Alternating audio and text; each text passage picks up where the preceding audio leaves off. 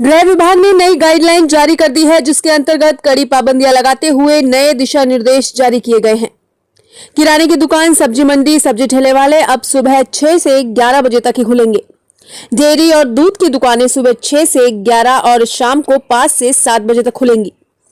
Dairy, दूध की दुकानें, सब्जी मंडी और फल विक्रेता शनिवार और रविवार को भी खोल सकेंगे। शादी समारोह में 50 आदमी होंगे शामिल। 3 घंटे में करनी होगी शादी। निजी वाहनों के लिए पेट्रोल, डीजल पंप और एलपीजी सुबह 7 बजे से दोपहर 12 बजे तक खुलेंगे। राज्य में निजी वाहन से एक जिले से दूसरे जिले में 26 अप्रैल से यात्रा नहीं कर सकेंगे। जारी की गई गाइडलाइन पर अपनी प्रतिक्रिया देने के लिए हमारे साथ फोन लाइन पर जुड़ चुके हैं विभिन्न एक्सपर्ट। पंकज काबरा जो शिक्षक है हमारे साथ फोन लाइन पर जुड़ चुके हैं। पंकज जी, आपको क्या लगता है राज्य में भयावह होते कोरोना के आंकड़ों पर अंकुश लगाने के लिए क्या यह नई गाइडलाइन कारगर साबित होगी?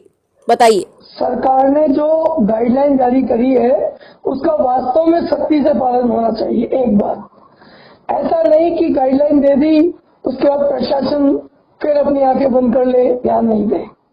सबसे इम्पोर्टेंट बात यह है क्योंकि लोगों में, मैं मानता हूं कि एक डर बनेगा लोगों में इससे कि ये क्या हो गया एकदम से, लेकिन ऐसा होना भी इसलिए क्योंकि जो हमारा अभी अनुशासन पखवाड़ा बन रहा है इसको लोगों ने बिल्कुल भी कहीं भी ध्यान नहीं दिया इस पर, और उसी प्रकार से लोग घूमते रहे जैसे सामान्य दिनों में घूम रहे थे। विशेष रूप से उन दुकानों पर भी ध्यान रखना चाहिए जो परचूनी की दुकान है, दूध भी बेच रहे, क्योंकि वो परचूनी के दुकानदार दूध बेचने के बहाने अगर शाम को भी दुकानें खोलेंगे तो वहां पर वो अपने हिसाब से ही काम करे, बीड़ी व्यक्ति ना करे। शादी विवाह में जो लोगों को कहा गया कि 3 घंटे में शादी निपट जाए, हालांकि एक बहुत बड़ा ये समस्या का काम है। 3 घंटे में शादी नहीं हो सकती, चुनौतीपूर्ण काम है ये, क्योंकि बारात भी आती है और कई प्रकार के हमारे जो रीति रिवाज हैं वो भी होते हैं। पर माहौल को देखते हुए ये जरूरी भी था सरकार की तरफ से। एक शिक्षक होने के नाते ये बताऊंगा कि जब आपने शिक्षा को और शिक्षा के साथ साथ कई अन्य फील्ड को जब बिल्कुल बंद कर दिया तो जो प्रतिक्रिया है, जो लोगों में अभी भी रुझान जो नहीं आ रहे थे, घूमने फिरने की जो प्रतिक्रियाएं थी वो, और जो वीकेंड का कर्फ्यू है वो तो वास्तव में बहुत बढ़िया रिजल्ट देगा। लोग घरों में रहेंगे और ऐसी बात नहीं है कि लोगों को आदत भी है कि कुछ समय के लिए अगर लोग इस बात को रखेंगे तो कोरोना का जरूर कहीं न कहीं प्रभाव। धन्यवाद पंकज जी। अब नीरज गिरी गोस्वामी जो वरिष्ठ पत्रकार है वह हमारे साथ प्रतिक्रिया देने के लिए फोन लाइन पर जुड़ चुके हैं। नीरज जी, जिस प्रकार से हम देख रहे हैं लगातार कोरोना के मामले बढ़ते जा रहे थे, उन सबके बीच सरकार द्वारा पाबंदियां बढ़ाई गई हैं।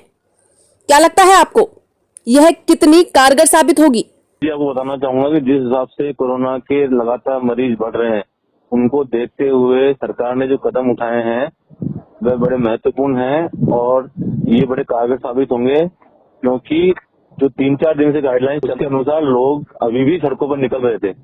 उसको देखते हुए सरकार ने ये गाइडलाइन जारी की है, नई गाइडलाइन, जिसके अंतर्गत इन्होंने समय सीमा बांधी है हर चीज की, जिससे जो लोग जो रोडों पे निकल रहे हैं, सड़कों पर निकल रहे हैं या बाजारों में निकल रहे हैं थोड़े बहुत, उस पर भी कंट्रोल होगा और हम चेन बन रही है इसकी, उसको तोड़ने में कामयाब होंगे। बिल्कुल सराहनीय कदम है और सरकार इस तरह के और स्टेप लेगी, करे तो निश्चित ही तौर पर हमें इसमें सफलता मिलेगी और हम चेन तोड़ने में कामयाब रहेंगे और लोगों को बताने में कामयाब रहेंगे। धन्यवाद नीरज जी। अब इस समय हमारे साथ जुड़ चुके हैं मोहन जी। आप बताइए, आपको क्या लगता है यह सरकार द्वारा दुकानों का समय निश्चित कर दिया गया है, उससे आगामी दिनों में कितना फायदा कोरोना की रोकथाम में होगा? देखिए, ये जो अनुशासन पखवाड़ा था इसके तहत गवर्नमेंट चाह रही थी लॉकडाउन नहीं करके, सख्ती नहीं करके लोगों को इस प्रकार से कि जैसे कॉलेज की, स्कूलों की जो जहां जनघनत्व अधिक था उन सब चीजों का उन्होंने रिलीफ दिया।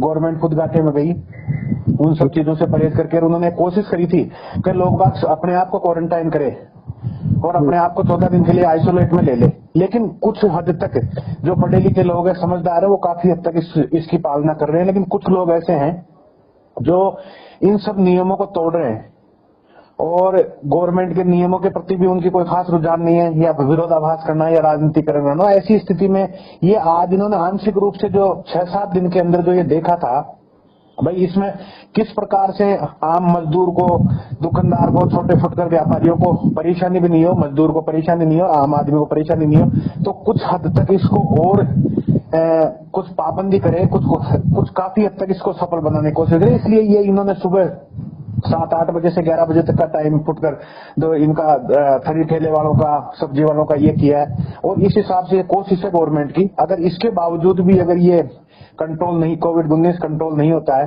पब्लिक अगर उसके बाद भी अगर उल्लंघन करती है, तो गवर्नमेंट अब धीरे धीरे सख्ती से काम लेगी, जिसमें इनके ऊपर पेनल्टियां बढ़ाना है, सख्ती से इनकी गाड़ियां सीज करना है, बाहर निकलने वालों पे चालान करना है, यहाँ तक उनको गिरफ्तार करना है। उसके बाद भी अगर ये कंट्रोल नहीं होता है, तो गवर्नमेंट को एंड में जाकर के कहीं। धन्यवाद मोहन जी। अब हमारे साथ अपनी प्रतिक्रिया देने के लिए फोन लाइन पर जुड़ चुके हैं वरिष्ठ पत्रकार सुरेंद्र बिंदल। बिंदल जी, बताइए क्या लगता है आपको नई गाइडलाइन को देखकर? इस तरह की गाइडलाइन करने से तो मेरे को लग रहा नहीं कि बहुत ज्यादा फर्क पड़े, क्योंकि उतनी ही भीड़ बढ़ेगी 4-5 घंटे के अंदर। एक जैसे सुबह इन्होंने रखा है टाइमिंग की अपना 6 से लेके 11 बजे तक, तो वो 5 घंटे के अंदर हफड़ा तफड़ी मचेगी, तो उतना ही मेरी नजर में कोई वो नहीं, बल्कि कोरोना मरीज बढ़ने के भी चांस ज्यादा है। सरकार को इस चीज के अंदर जैसे पिछले साल की तरह लॉकडाउन सख्ती से किया गया था ना, उस तरह से कुछ समय के लिए कर दिया जाए तो ज्यादा बढ़िया रहेगा। उसका कारण यह है कि जिस गति से मरीज बढ़ रहे हैं, जैसे पिछली बार मरीज इतने नहीं बढ़ रहे थे जितने इस साल बढ़ रहे हैं मरीज, उसको देखते हुए पूर्ण रूप से लॉकडाउन और विद सख्ती के साथ कर देना चाहिए, कमांडो के साथ एकदम। जी, हमारे साथ इस समय एक और कॉलर जुड़ चुके हैं, अंशुम चौबे, जो कि व्यापारी है।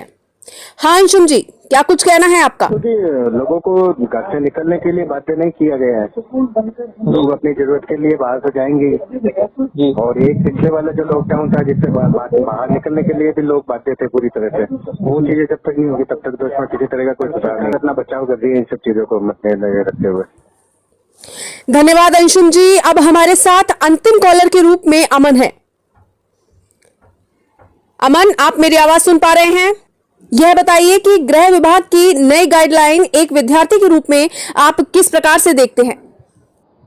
हाँ, बहुत हद तक ये जो गाइडलाइन गृह विभाग ने जारी करी है, इसको देखते हुए तो ऐसा लगता है कि सरकार ने बहुत सोच समझ कर ये फैसला लिया है और कोरोना को कम करने के लिए ये काफी हद तक मददगार है।